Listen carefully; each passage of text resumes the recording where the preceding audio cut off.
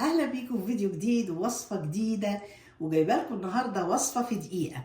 ايه هي الوصفه؟ طبعا كلنا بنشتكي ريحه الدولاب، الملابس بتاعتنا ما بيبقاش ريحتها حلوه، الفوط وهي متطبقه، فكل الحاجات دي الملايات. فهنعمل لك وصفه تخلي لك ريحه الدولاب ده يجنن، تحبي تقعدي جواه. ويلا بينا. هنعمل ايه؟ هنجيب صابونه من ام ريحه، اي نوع من الصابون، وهنجيب المبشره وهنبشر الصابونه بالشكل ده. حتى ريحتها جميله. لو الصابونه عندك ريحتها مش حلوه هنقولك تعملي ايه. هنبشرها كده. لو ريحه الصابونه دي عندك مش حلوه هنجيب فانيليا وهنحط عليها حبه فانيليا صغيره وهنقلبهم عليها.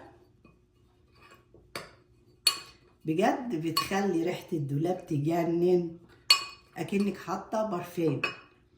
وهنجيب، انا ما بشرتش الصابونه كلها، بشرنا حبه. شايفين الكياس دي اللي هي بيعملوا فيها السبوع بتاع البيبي او هدايا؟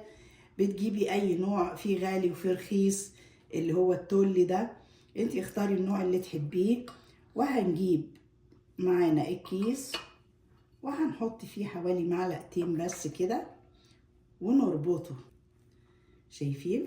وهتيجي معلقاه في الرشاقه بتاعت الهدوم، العلاقه، او تعلقيه في اي مكان انت هتحب ريحه فيه حلوه.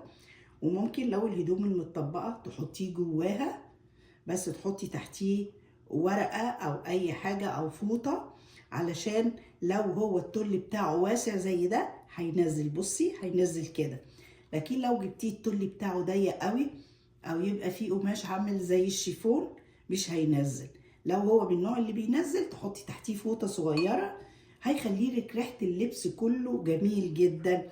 وايه رايكم في الوصفه الجميله دي؟ وبجد بجد احلى ريحه.